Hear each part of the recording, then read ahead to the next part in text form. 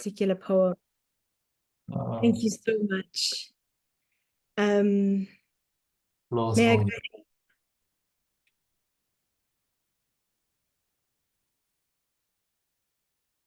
Okay. Okay, well, thank you so much for having me here tonight. I've been aware of this space and attended a few of the online sessions. I was saying I don't get to attend as many as I would like to because I have a 6-year-old, because I have 2 6-year-olds. But I'm very, very appreciative of the space and the work that you guys do here. So it's really lovely to be here. And I have a set. I'm going to start off reading one of my poems from SeaWeed Sky, from my first book. And it is just kind of an ode to these times.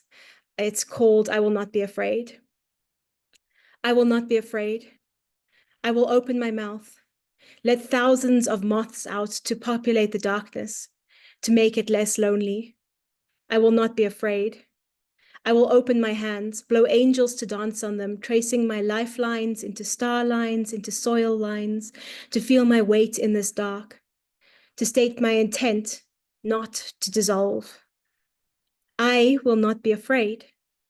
I will bite my fingertips till blood flows, war paint on my cheeks. I will face my history, stamp the secrets out of it, pin the screams up as wall hangings to be eaten by my moths.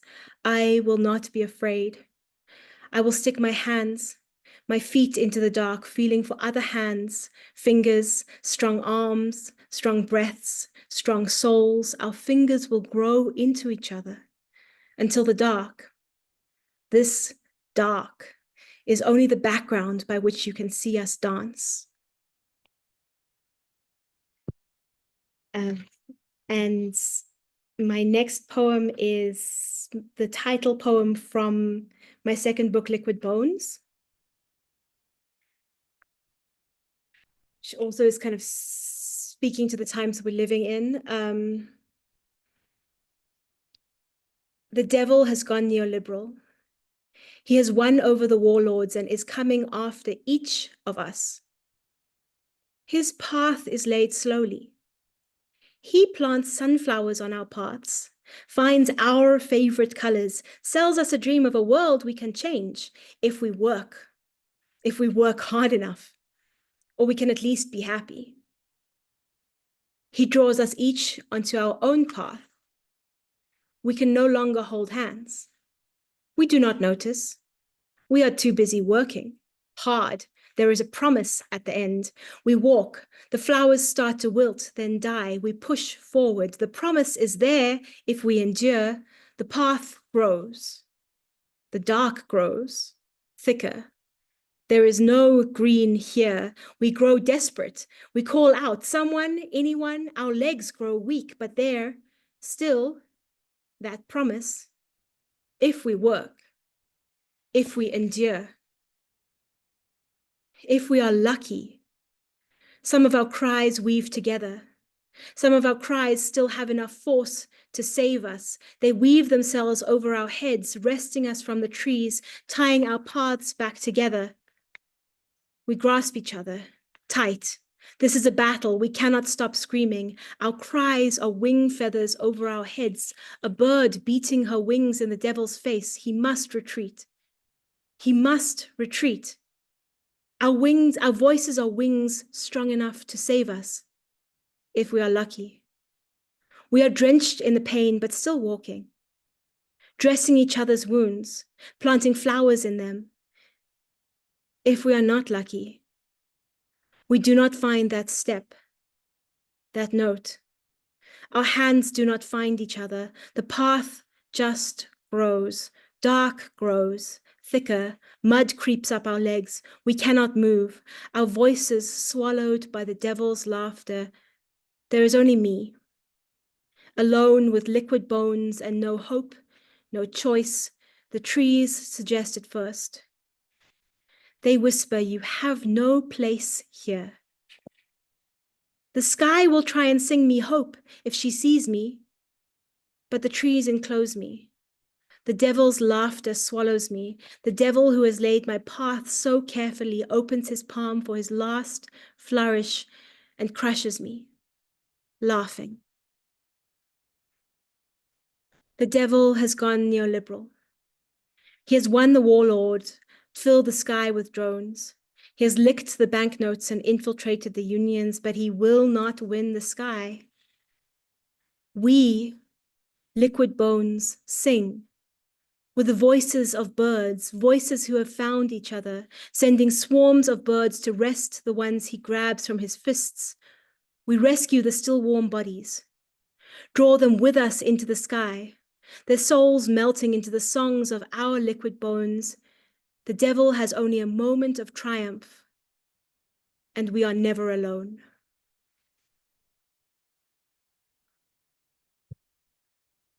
Okay. This one it's hard to kind of be here in this space and not acknowledge the continued and aftermath and the genocide in Gaza. So this is from one colonizer to another, to the Israeli soldier. You will never recover from this that you sunk yourself into. The dehumanization was part of your landscape for so long, but you didn't live it until you took northern Gaza, until you took Al-Shifa Hospital, destroyed the generator, and the babies in the incubators died. Until you shot anyone who exited their house. Until you left the doctors unable to bury the bodies and people starved in their homes. Your fear fueled your gun. But for 1 second, one child's cry pierced you, because it must. But you chose not to break rank, not to throw yourself in front of the tanks, not to scream from sheer rage at what you had been made party to, not to fall and die right there because there is no future for you. Not after this. Take it from one colonizer to another. None of your children will ever be free in this land that you stole and defended by killing and killing and killing. So fall on your sword, such that it is. Save the child. Betray your country. And save something, some small fragment of yourself. So to completely change the theme, this one is about parenting. I was really excited about, I became a parent in 2019 and in 2022. And I was really excited about the journey, and it was more of everything than I could ever have expected. And it's something that's really taken me aback. So me as a parent, it was the one thing that I was supposed to do so easily, naturally excelling at. And it feels so strange. This tiny life in my curation, the everyday decisions that must be so intentional, tiny seeds in every word, in each intonation. My body will always feed this garden when I am alive and when I am dead. Each choice I make plants, something climbing, something clinging, something curly, something dark. I plant in the dark often. No moon in thorny ground. I am not good at this, I realize, betraying the ease of youthful certainty, but I will continue to plant in this alive, alert ground, knowing that this garden is his and him and grows jungles without me. But that every decision I make builds or breaks, wave-like, moon-like. I have never trusted myself, but I must trust this rhythm, this planting, this life, mine and never mine, inside my voice, inside my hands.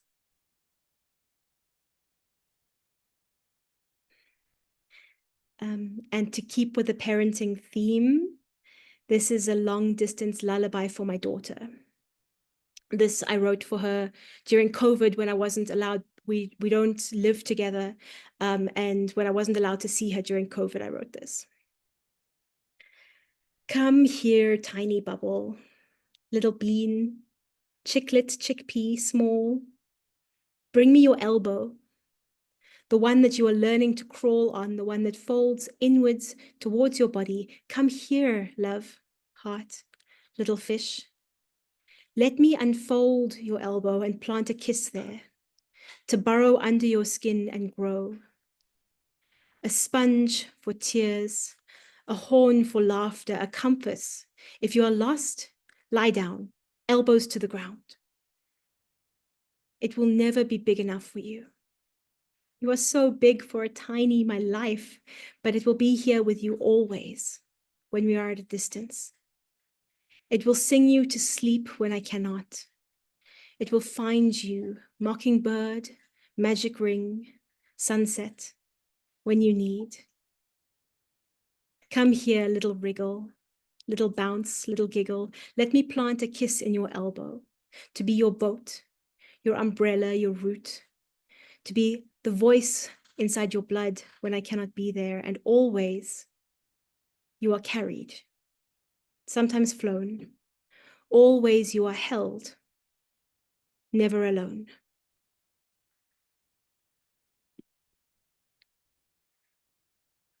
Okay, we're going to change the vibe up again. This is called 8 White Beads. It will not heal. The old blood is still on the string. I tried to hold the wound in my body, but infection eats me. Heat clawing at my body at night. I don't want to cut the string to relinquish these beads. I try salt water, Dettol, betadine, impepho smoke and prayer. Nothing works. Because, my sister tells me, the old blood is still on the string. I collect the 8 white beads carefully as I cut the string. Not one falls. I pull the string out, wincing at fresh pain. It has old and new blood on it. I bury the string, the old blood. In this land, I dream one night. The next night, I dream my sister, soil. If I keep digging, I will find the string, the 8 beads. But the earth wants something in exchange for the old blood. Something to heal this persistent infection.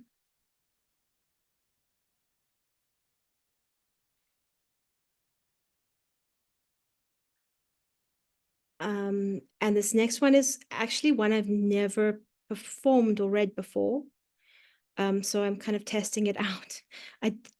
I wrote it a while ago, but it hasn't seemed to want to kind of come out. So we'll see. This is called Where We Sang. Dark witches live in my fingers. They rot my fingernails as I dig for bones in my garden. In my sleep, they stroke my cheek and whisper me towards death. I'm searching for ancestors in movements we promised we would forget, when we could no longer tend to our souls, soaked in blood as they were. When we sang to the dawn to augur blood and power. When we let tender festivals become about owning forever, forgot nature has no forever, forgot the sky keeps words. When we stole land pretending we could ever belong or get our souls back, dark witches reveled in all of this. They picked flaking skin off their cheek and planted the bones of their toes in our chests. Their bones flaked fungus into our blood and grew us, solid, dark, hollow. They demanded blood. We acquiesced, never in clean sacrifice, only in tricky, tricksy, brutal, banal ways. I must find their toe bones in my chest. Invite my sea witches back in. Lose these dark witches, bury them in soil that is not theirs, not ours. I want to unpack brick by brick, but the cement is too strong. I cannot die though, because then the witches, the dark witches, will claim me. I sleep, listening to the rattle of toe bones, trying to drown them out with sea songs, a sea witch sang me once, listening to the song, trying to stitch into my blood as sea witch ancestors beg me, and all those who claim the work. Live and dig. Do not stop digging. No life or death will be peaceful until we do. Live, live, live.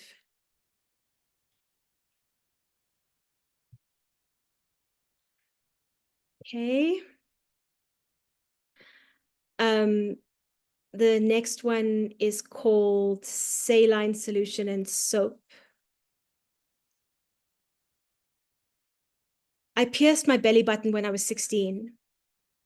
I'm not sure if they asked for parental permission, and if they did, how I got around it, but I had a lizard on my piercing. 1 in 3 conjoined pieces that moved with my body. It was studded by pink faux jewels, and I loved moving it around with my belly. I felt sexy and dangerous and imagined being rewarded with desire. When I was 19, I got my first tattoo in Paris. Best friend and I found a man who was covered in tattoos in the metro, and using courage fueled by a sheltered sense of the world, we asked him where he did his tattoos, and he had a studio. I got a world with wings on my hip bone, and best friend got a fairy nestled between her shoulder blades. We giggled when the artist rolled down my pants and my pubic hair popped out. On the train home, we cleaned the tattoos carefully, replaced each other's dressings, probed our reasons for our choices with octopus sentences, and imagined how my world would grow when I fell pregnant.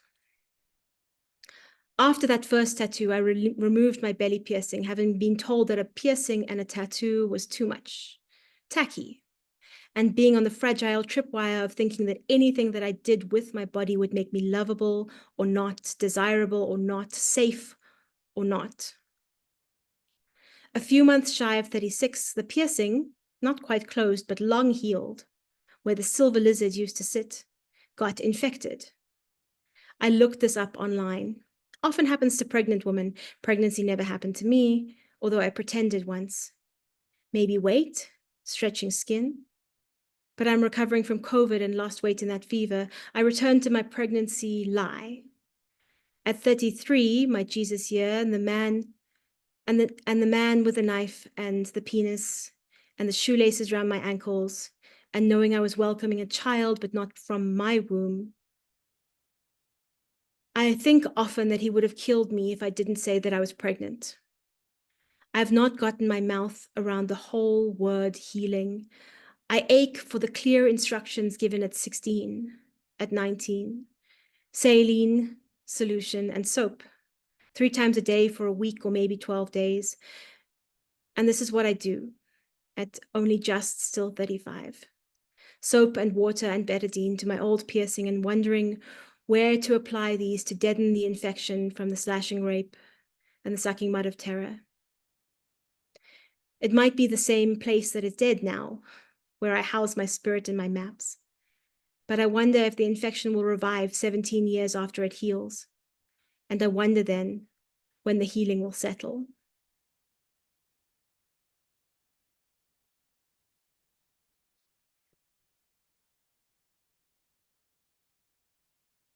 This is a love letter to my ex on Valentine's Day, seeing as we are still in February. I still love you. Through my bones and breath, in my habits of speech, I've been planting a garden. I dug a new patch. I left the one we planted together for 3 years, the one watered by storms and tears, by sweat and waterfalls of joy. I am letting that one grow into a forest, untouched, entangled. I will return to it in 10 years, maybe on my own, maybe with you. We will find what creatures have made their homes there. The new patch, I have taken some plants from our old garden. The succulents, the hardy ones, a branch from the spiky tree. No one understands why I am planting this garden right now. My hands are bleeding from digging in the still hard earth, and I am whispering as I dig, I love you. I love you, friend. I love you, comrade.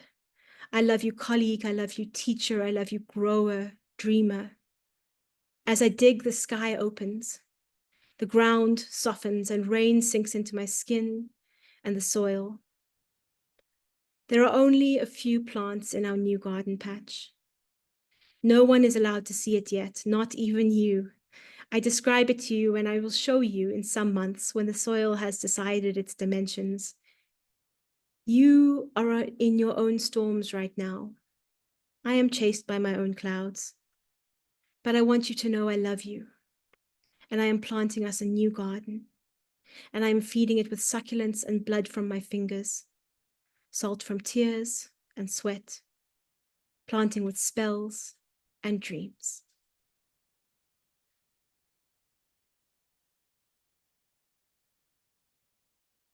This is Song for the Holes in My Armor. I am a small pile of sand. Desert wind blows warm. I cling to pieces of myself. At my center is a seed. If the desert wind is gentle and I teach it to use the holes in my armor to sing in, I will still have enough pieces of me to feed the seed when the rains come. Oh, sorry, that's my cat's jumping up in front and causing a little bit of chaos. Okay, this is my second last poem. It doesn't have a title. My father shattered when I was raped. He was halfway around the world. I was tied onto my bed, trying to get my brain to send messages of help to anyone who loved me. He fell, smashed his shoulder socket and collarbone. He spent a week telling us all he was fine. Groovy was the word that he used, making me think of his Beatles hair in his wedding photo, with my mother in her green, defiant dress. A week before he went to the doctor, who sent him straight to the surgeon, and the surgeon put 3 large screws in his shoulder, showed x-rays, was very pleased with his work. Your healing will be straightforward, the surgeon said. And a small part of me folds into his collarbone, somewhere where the healing will be straightforward.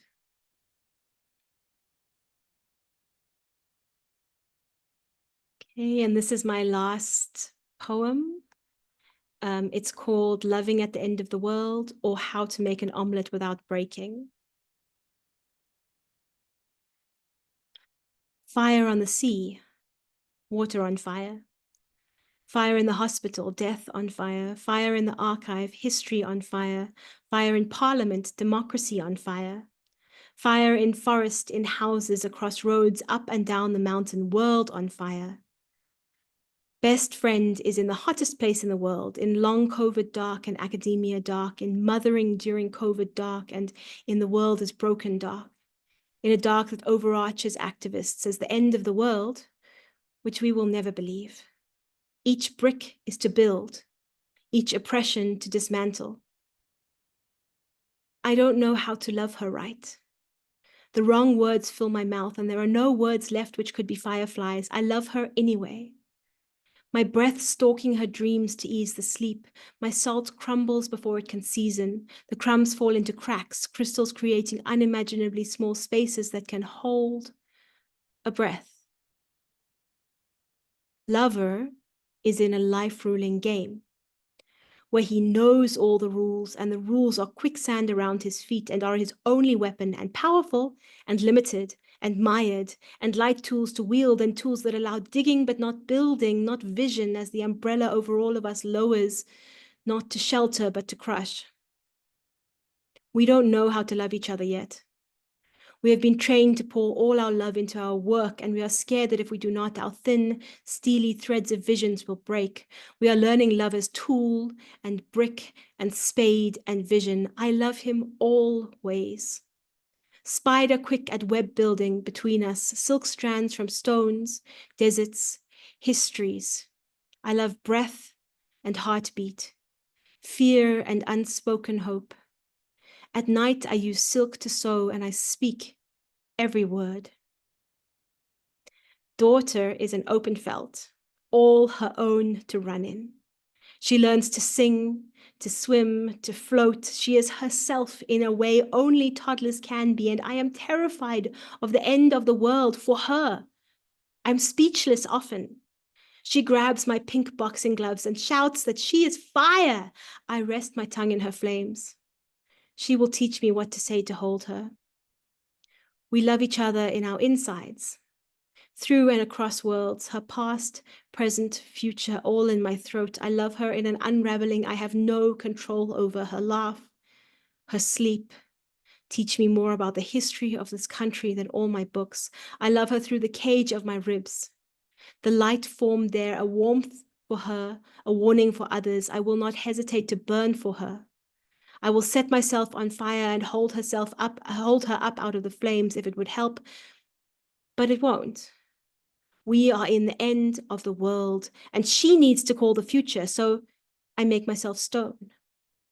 I hope when she needs, she will learn how to climb. New arrival is an open wound in my chest, my womb, my hand, my wrist. We wait for him. Once he is here, each wound will kiss him, draw cells of him into their breath and heal around him. He will live in my body, and it is not enough. I will love him inside my body, and it will not be enough. I will give up on enough and will move into everything. Standing in my hands, he is surely everything, calling the future with his sister, and all I will have to do is stand steady, and I will surely fall. I pray on butterflies and anemones untouched by fire that we love each other already. We hold each other as the waters dry and the clouds burn, and we love each other, and it is never enough. I love him in acrobatics. Make myself bridge, appear as skeleton in his dreams for him to cross waters he isn't ready for. I make myself house, make myself bed, as foreign an act as making myself mother, make myself ladder, but the rungs fall away. I hope when he needs, he will learn how to climb. I wonder what we will do. We have done nothing, everything. If we step forward with our fireflies and our rules and our young fires in our hands, it will not be enough, and it will be everything, stone and skeleton, salt and silk. If what we will do will matter then, and if it is already, and if it is never the end. Thank you.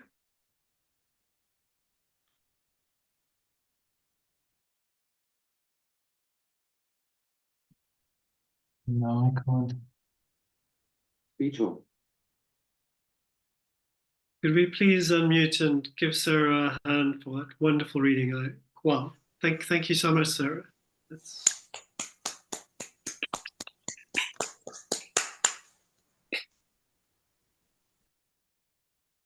Hey, I have a lot of thoughts going through my mind, so a place to start for the Q&A, if you're ready for this. Maybe just some observations to start. I'm always struck by the directness in your poems, and just the bravery and generosity and the way you make yourself vulnerable in your poems. I love the clarity of intention and attention in the poems. I have great respect for the way that you meld or address rather the personal and the political. I don't know if any of those things are something you want to speak about.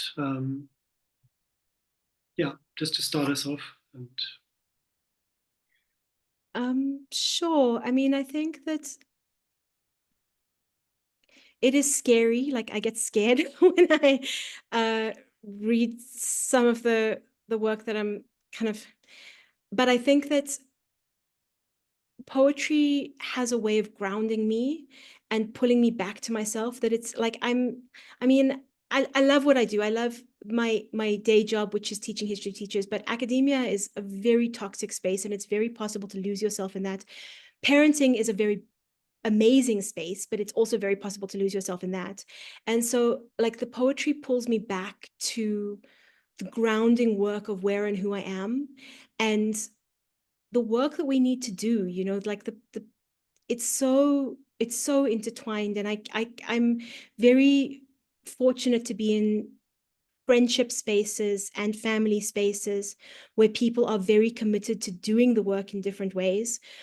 but there's always the temptation to just kind of shut down to it because it's easier, because you don't have to feel, and like, if this is the meaning of privilege, right? Like, we don't have to, we'd like, it's optional, and that's part of the reason that we're in the mess that we're in. So I find the poetry a really important grounding space for me, to bring me back to the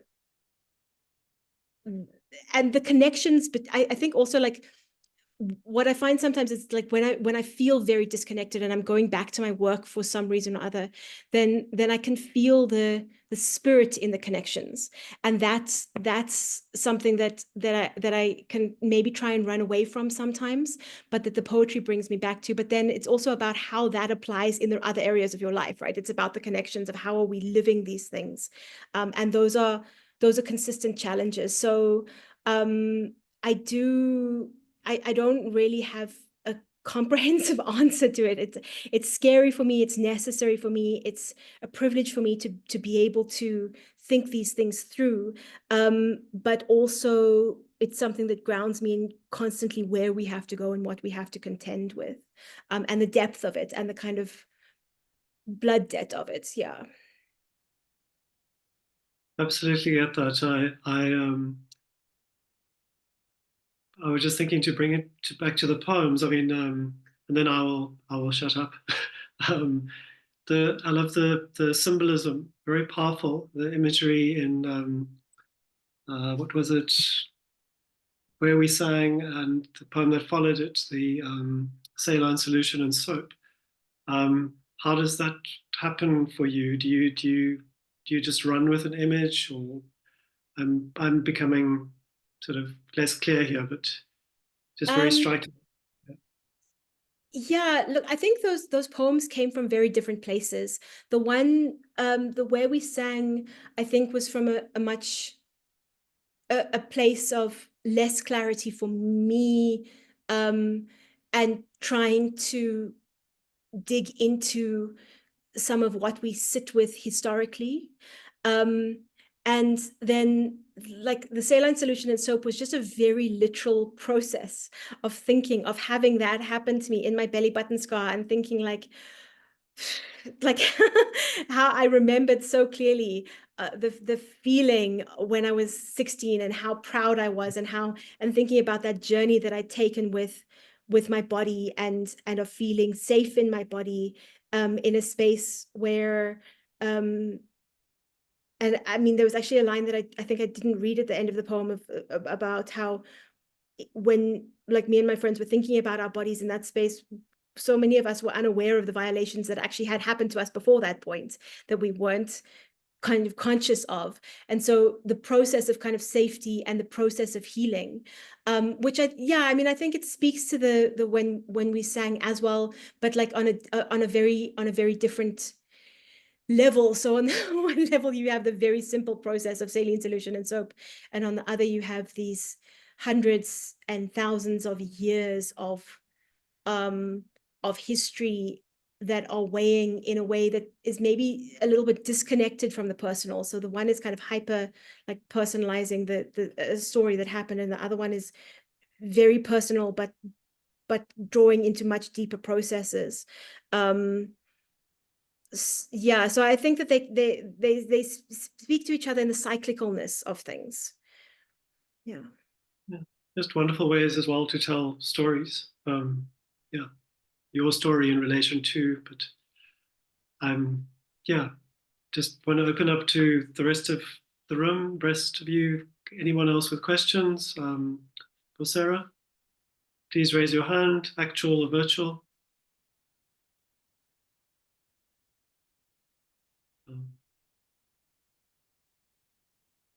Comments, opinions, it doesn't have to be a question. Olani, the floor is yours. Hello. Greetings, everyone. Hi, Kalani. It's been a long time. It's nice to see you. Yeah, hey, what can we say? I think it's the voice. He said the voice, our voices are wings. Yeah. That's really the one, I don't know, save us if we are like. Hmm. Yeah, so it's the voice that got me here. Mhm. Yeah, hey, Dr. Sarah, I'm familiar with your work, and thanks for sharing. Thank you. Yeah, I thought you were gonna do like the Lungaos and the you people. Yeah, I didn't do that one today. I normally do it, but I didn't do it today. Yeah, but yeah, I think this is the collective genius, I mean, it feels good to have something that unites us, which is the voice or words in the world of separation and division, Yeah, because I was like, why reading? Why reading is important? Why should I attend this session? But now I get to understand that it's this collective genius, it's this voice that has become our wings, because like every time I listen to this voice from different people, I get inspired. I don't know why. And I think Yeah, that's, yeah. yeah, I don't know why. Yeah, but yeah, thank you for sharing. You did something from the liquid bones, né? Yes, I did. Okay, yeah, but yeah, it's a great session. I'm enjoying it. It feels good to be here from Surviving Loss by Busisiwe Masang. I think the first speaker, I forgot the name. You opened with "This is yours" or what? Jacques, yeah. He opened with, Yeah, what was it? "This is yours" or what? The title of the poem. I think that was the title, yes. Was to see with Yeah, yeah. yeah. So yeah, I would just say thank you for sharing. You know, words of vibration. So already I'm feeling different. well, thank you so much for being here. I mean, and this is to everybody. You could have been anywhere, as my friend Vangile always says, you could have been anywhere, and we appreciate your presence and this is how we, and this is why what the work that Red Wheelbarrow does is so important. This is how we come together and keep each other alive. Yeah, for sure. Now I see the importance of attending such session. Thanks Thank for you. that. Hey, thanks, Claudie. I see, Jacques, your hand was up next on my screen anyway. Jacques, you're not, you're unmuted. I mean, you're muted. Sorry. Okay, I got discombobulated at some point. Sarah, I love the way that in your poems, poetry is the armor, that that we wear sometimes, but poetry is also the place where we stand without armor, where we're really vulnerable. I thought what I wanted to ask you is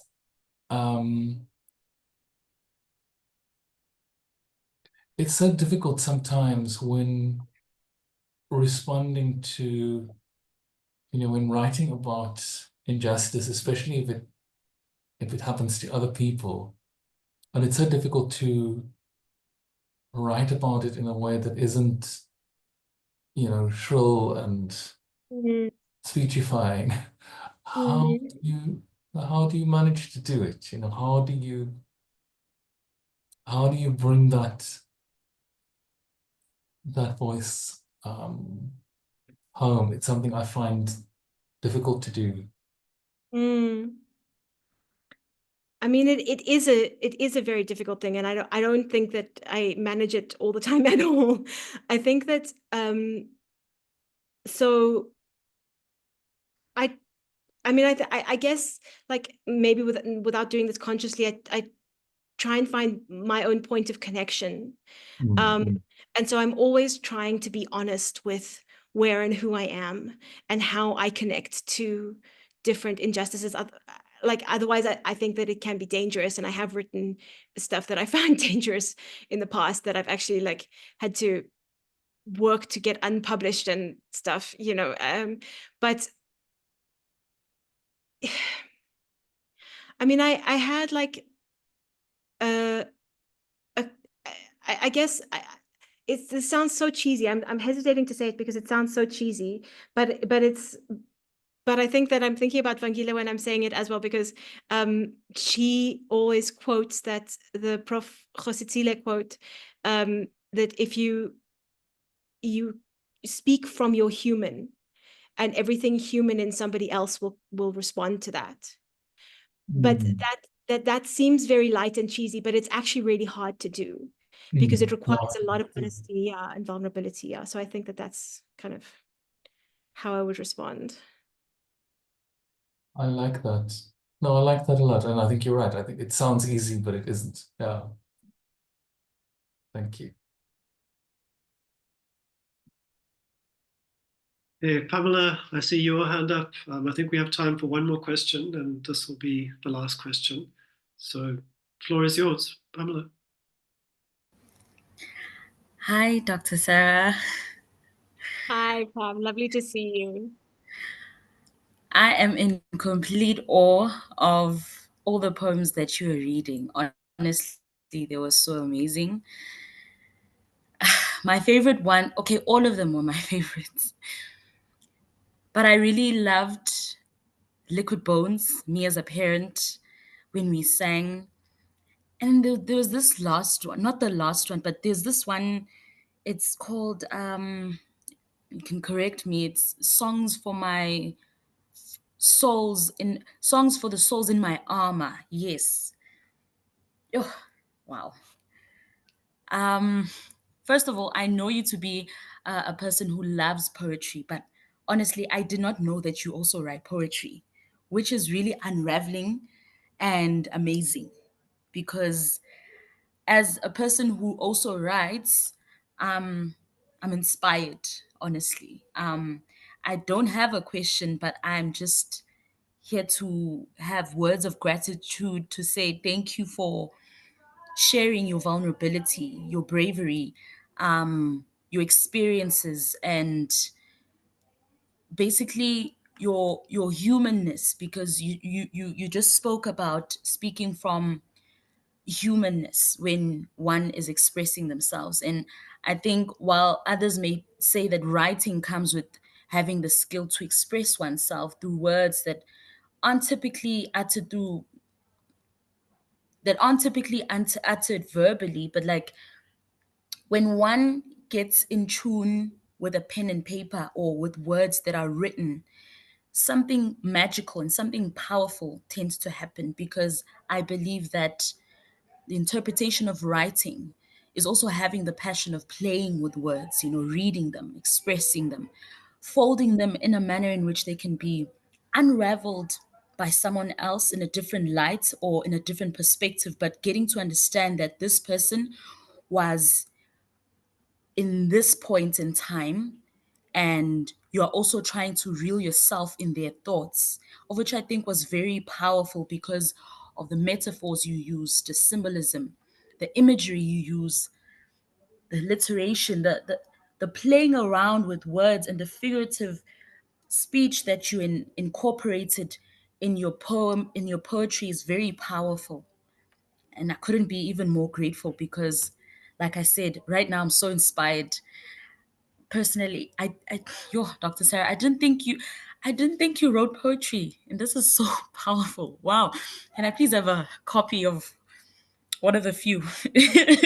Oh, so Pam and I know each other from Education Campus, where she is a colleague and also was a student last year. So it's really lovely to have you in the space, Pam. Yeah, thank you so much, Doctor. Hey, well, I think Pamela, you spoke for a lot of us. Could we have another round of applause for Sarah, and then we'll stop the recording. Thank you, Sarah. Thank you so much for having me. It's been such an honor, and thank you for everybody and for your time. I really appreciate it. Thank you.